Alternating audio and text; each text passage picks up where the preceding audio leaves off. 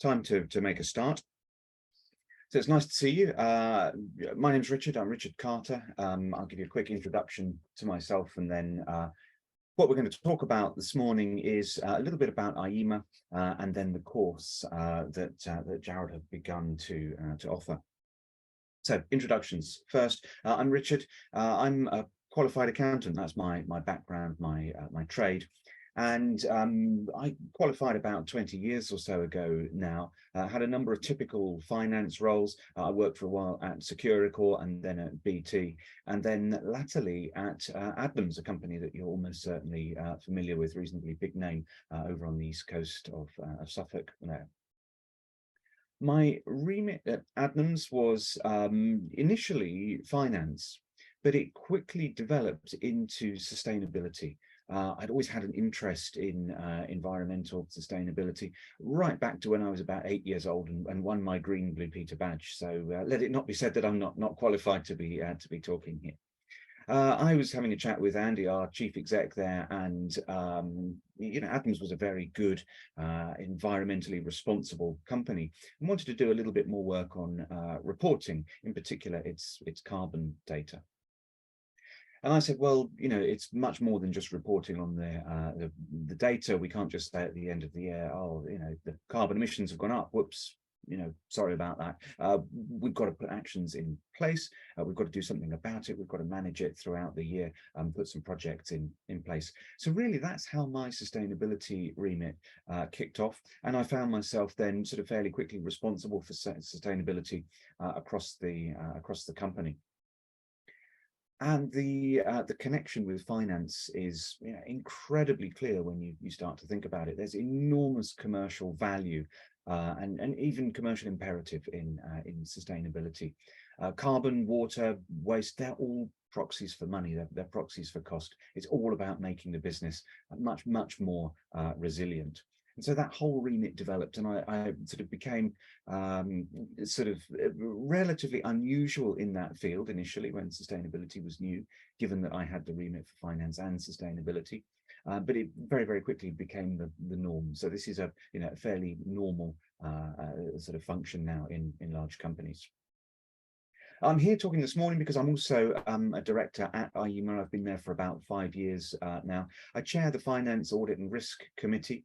I'm also deputy chair of the organisation as well. So it makes sense if I tell you now a little bit more about IEMA, having introduced myself.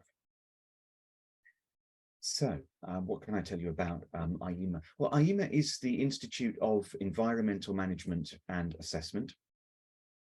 And we're the professional body for anybody working in sustainability and environmental management.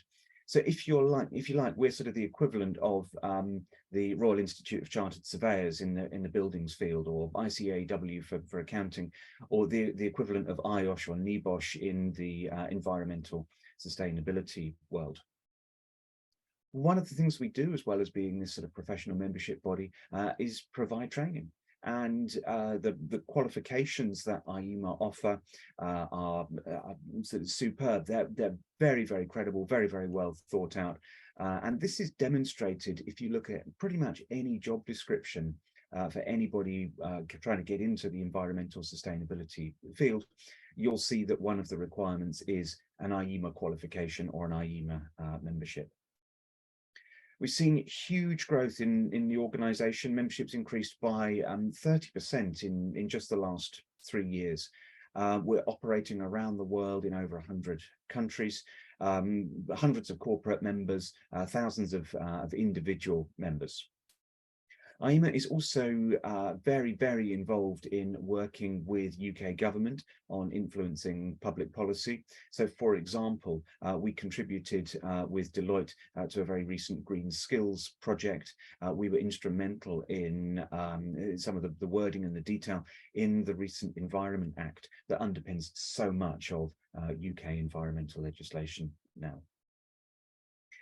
So why is this happening? Well, there's a huge, significant interest in sustainability at the moment.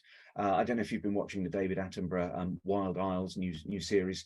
That hit 5.7 million viewers. That was the highest viewer numbers that week. Over half of companies are reporting that it's difficult to recruit people with adequate skills and expertise in sustainability. And about only 3% of companies are confident that they are able to compete in a sustainable economy. So there's a real need, a real sort of requirement for adequately skilled, qualified, experienced people here. And of course, that's only going to carry on. If you think about the cost of energy, the increasing demand for water as the climate begins to change, and of course, as we're seeing more and more people moving into urban areas where there's an intensive demand for water. Think about consumer appetite for products and packaging, even small changes that you see next time you're walking around Tesco or you're doing your weekly shop wherever. And we've got new legislation as well on greenwashing. So companies are being called out. Companies are being taken to court if they are making inaccurate or misleading or overly grand claims.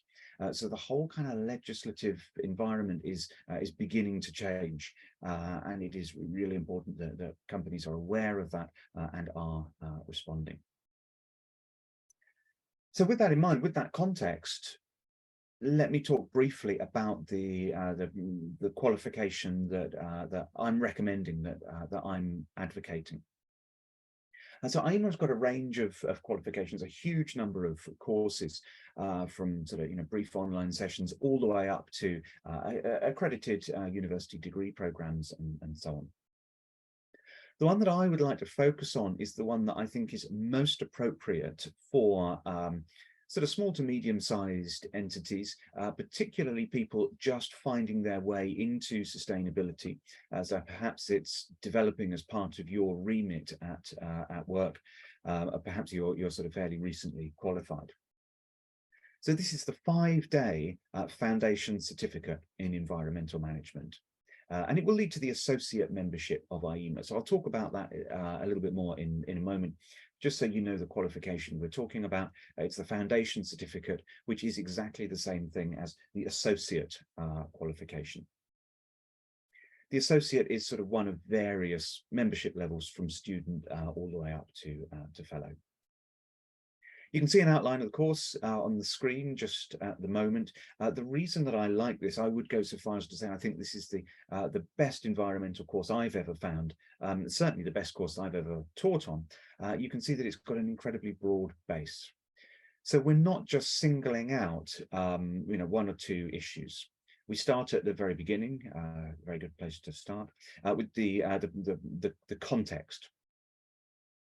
So we begin with things like population trends. What are the planetary limits? What are the basic social needs that we need to hit? It's a topic that's sometimes sort of talked about loosely. It's a topic that news headlines sort of flirt with, but it is a little bit controversial. So we'll begin there to set the scene. We then move into the science, which again, you will have heard of. You'll have certainly read a number of headlines about climate change.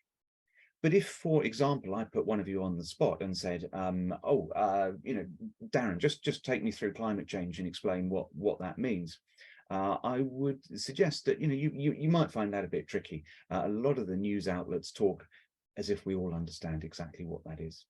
So we'll go through what is climate change and what are the effects, all the way through to things like spread of disease and water shortages and human migration.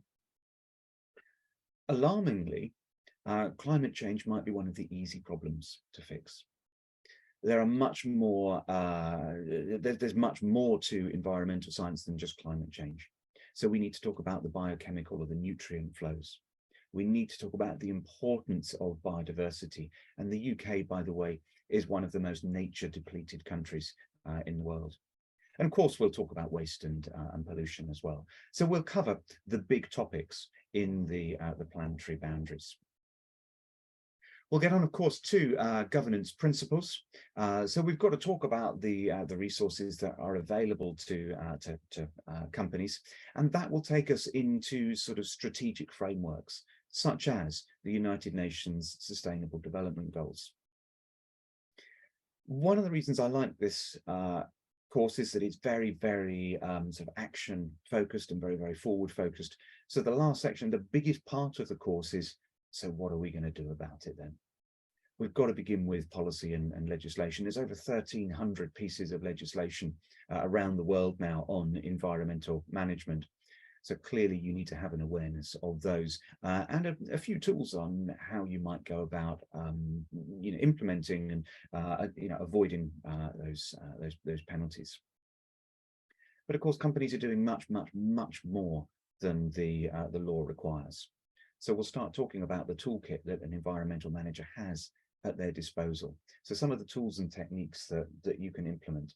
And that's everything from ISO 14001 all the way through to life cycle analyses or carbon footprints or environmental gearing. So some really good hands-on stuff there that we can apply to pretty much any business.